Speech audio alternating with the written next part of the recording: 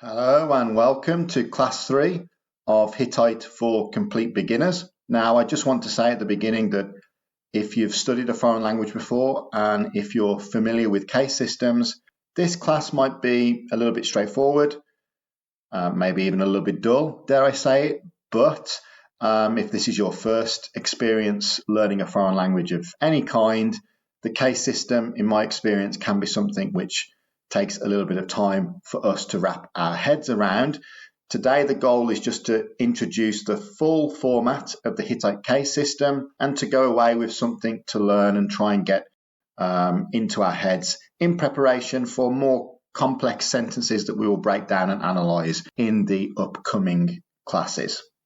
So let's start with our first slide today, and we're going to quickly talk about gender in Hittite, because like many languages, Hittite has gender, and in Hittite there are only two, the common gender and the neuter gender.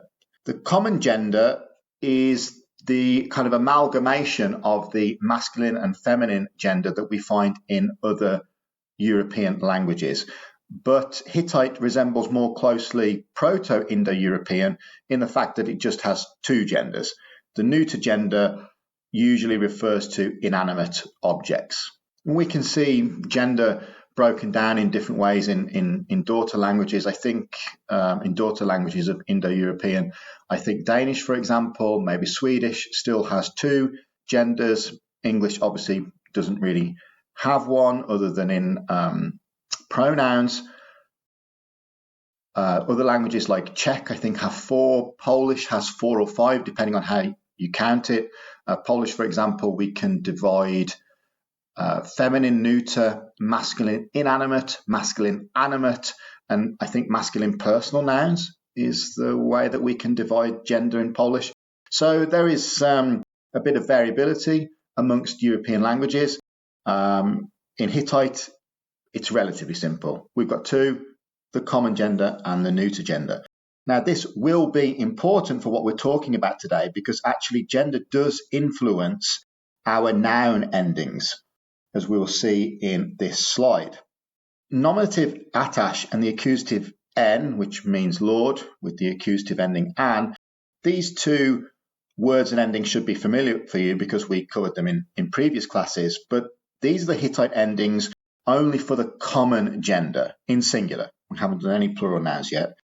Neuter nouns have the same ending in the nominative and the accusative, and it's either an n or it's zero ending, which is represented by this little zero with a cross through it. The zero ending indicates that just the root of the noun is used with no endings attached to it. So here I've provided a new noun for us, laman, which translates as name. And here actually we cannot differentiate whether it's in the nominative or the accusative case. We would require the context of the sentence to figure that out for us. Now let's get into some more curious examples of Hittite cases. First one is not so curious because we've done it before. The dative usually represents the indirect object in Hittite.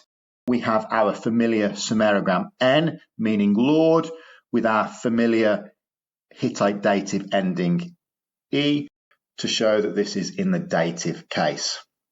The next case we're going to introduce today is the locative or the locative. And we use the locative case when we want to indicate the place or time something happens, the noun occurs in. So for example, if we want to say that an event happened in the city of Takuma, in English we need to use that preposition in. Now in Hittite we can use a preposition, but also we can mark that function by the case ending. So here we've got uru takumi, and we have the e case ending, the e locative case ending, which is the same as the dative case ending to indicate something occurred in this city.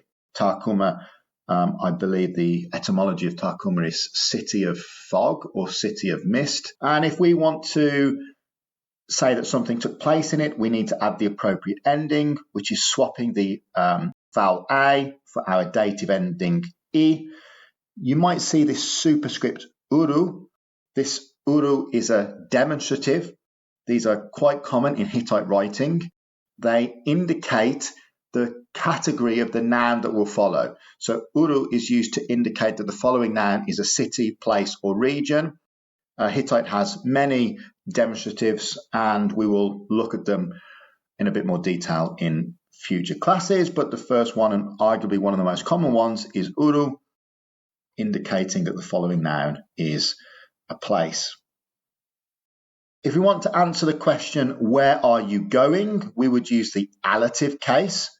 So again, if we wanted to say that I'm traveling to Takuma, in English we can use the preposition to indicate this. In Hittite we can also, but we're required to change the case ending or to put Takuma into the appropriate case. Here again, we're lucky because the ending for the dative and the allative is very similar, particularly in newer Hittite. It's the E ending, uru takumi, to Takuma. The vocative is used when we're speaking to somebody, addressing somebody, calling out to somebody. I guess the closest equivalent, and the equivalent that is most often written in Hittite grammars, is the English use of the word O. So you might, in a prayer format, say, "O Lord," for example, you're calling out to Lord.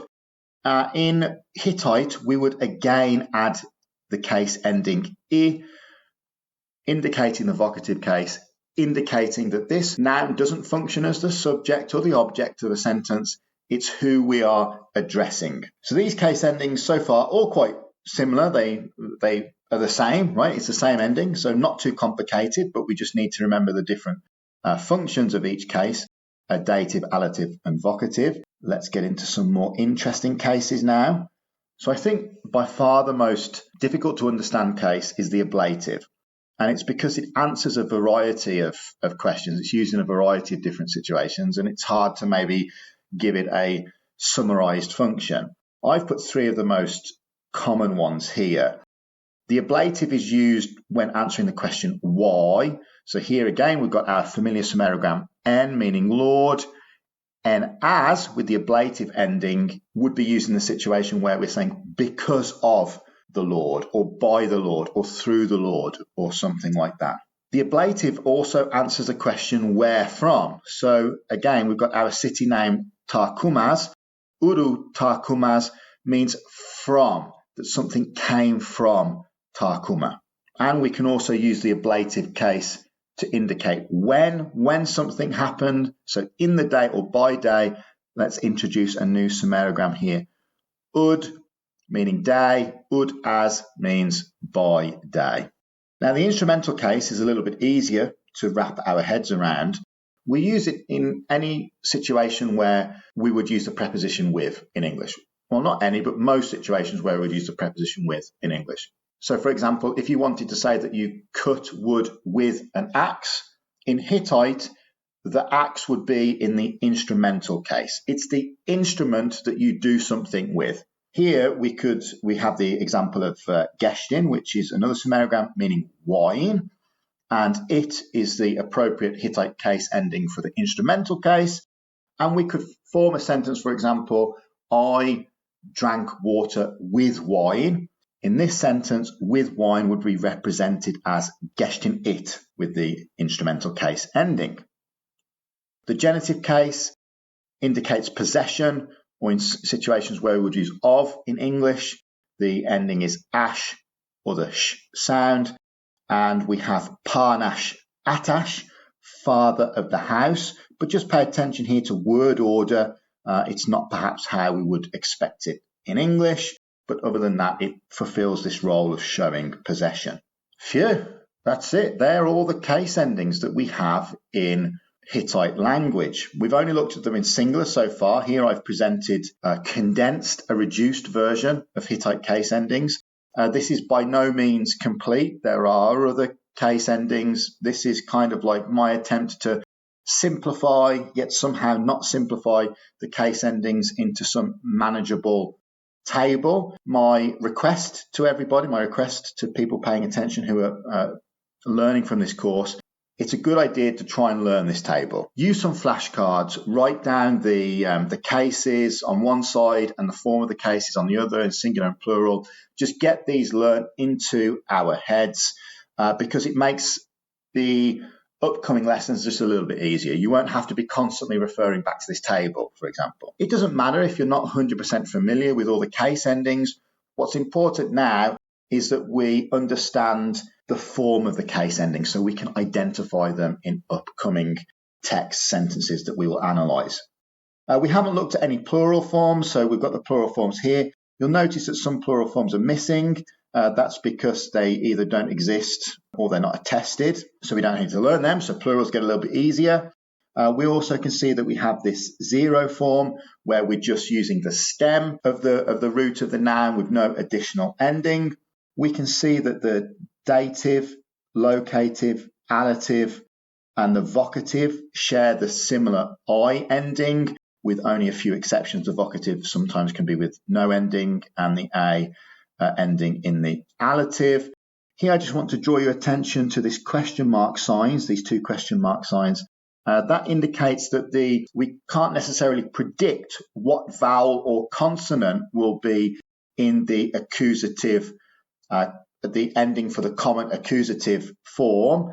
It could be a variety of vowels, for example, or a variety of consonants, but it's going to fit that paradigm somewhat.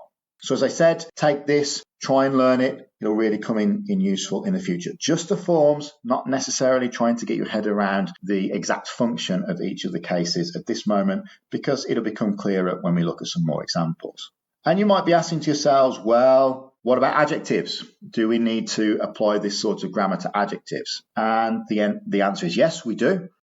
We need to apply different endings to adjectives depending on the noun that they are modifying. And we have the same cases as I've presented here. This I've taken from Wikipedia. Ekounas means cold. We've got nominative, accusative, genitive, dative, locative, allative, ablative, instrumental forms in singular and plural. You can see at the moment there are big resemblances to the forms that we've studied for the nouns. Ash, an, ash in the genitive, e for the dative. Here is the A form, which is usually I in nouns, as or za, the it form in the instrumental. This doesn't apply to all types or categories of adjectives. As we can see here, these are A-stem adjectives. Stems of nouns and adjectives I will explain in a future video. But for this point in time, all that we need to know, all that we need to be aware of is, yes, we do need to action this type of grammar on our adjectives as well, and that generally the endings resemble the case endings that we would use for the nouns. Now, as I said, as we go further, we will look at some exceptions, but at this point in time, it's enough just to know that we can perhaps more often than not identify the case of an adjective based on its ending, similar to those endings of the nouns that we've looked at. So that was a little bit of a whirlwind through cases, nouns and adjectives in Hittite. My plan for next class is we're going to take a little bit more of a complicated sentence than we've looked at so far. And we're going to break it down. We're going to deconstruct it. This sentence is going to have 2 nouns and 2 adjectives inside it, plus a little bit of funky stuff going on at the beginning of the sentence in Hittite, which is quite unique to Hittite, and we need to start talking about that as well. It's the specific use of enclitics in Hittite. And hopefully after that class, in combination with what we've learned from this class, we'll have a better understanding of what's going on in Hittite with nouns and case forms. So that's all from me for today. If you've got any questions, put them in the comment box below. If you like this video, please give it a like. If you found any mistakes in the video or any previous videos, please point them out in the comments box. We can have a discussion about it, see what's going on there. Thank you very much for today. Wish you all the best, and I'll see you very soon in class 4.